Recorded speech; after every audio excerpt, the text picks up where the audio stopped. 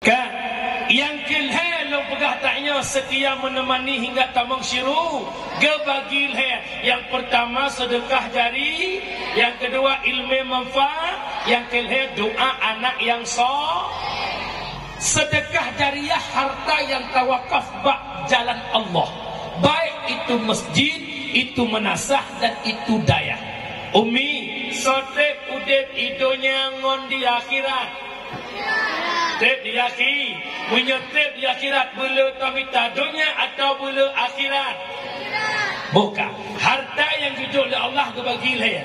Yang pertama jet kekotoran lawite, yang kedua tinggal kali waris, yang kelihatan takwa waki, umudon dukno malamnya yang kau likut cin semikir tiga harta kan minta orang malam. Bela ke deh lawite, bela ke ahli waris, bela akhirat kita urut.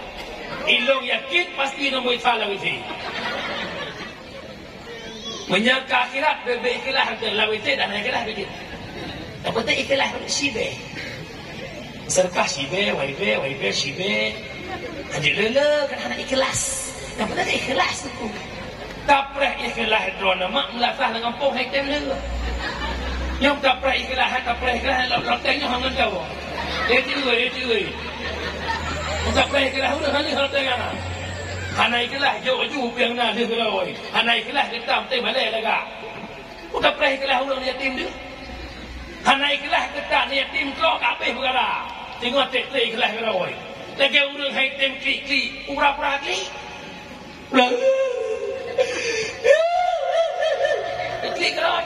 Hai, tanjo baru tipu dewi. Payah pancing udah. Jadi mata kerah, mata hantar pernah klik, pura-pura klik.